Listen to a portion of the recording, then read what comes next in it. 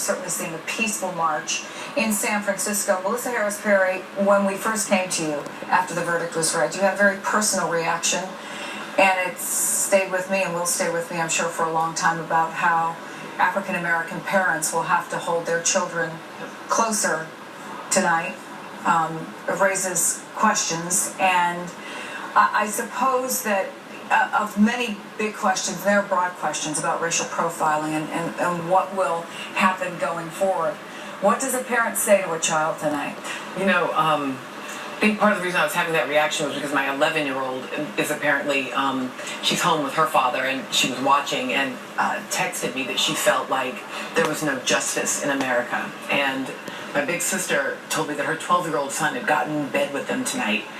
And as I was listening to, as I'm listening to this, I think, so here are your choices as an African American parent.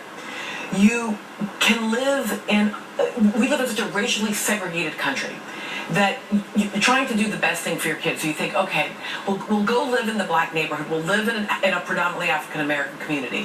One of the things we know is that those communities are often plagued with crime that takes the lives of African American children. It is the reality that most young black men, 17, 18, who die in this country from gunshot wounds, from violence, die at the hands of other African American men.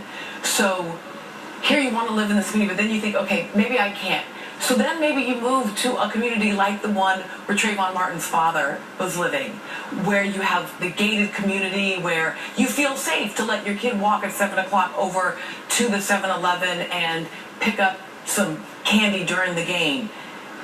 The idea that that community too is not safe because it can be profiled and potentially victimized by violence by those who will see them as not belonging there. I don't know that I can express, but I want to try, that it begins to feel like there is no place that you can be, no choice that you can make, no home that you can buy, no place where you can put your kid in school where it is safe. And I think this is what Newtown families felt when their little beautiful children sitting in their own elementary school were gunned down, and they said, whoa, what is happening in a country where you can't be safe in elementary school? But I think that is a feeling that is so familiar and brought home by this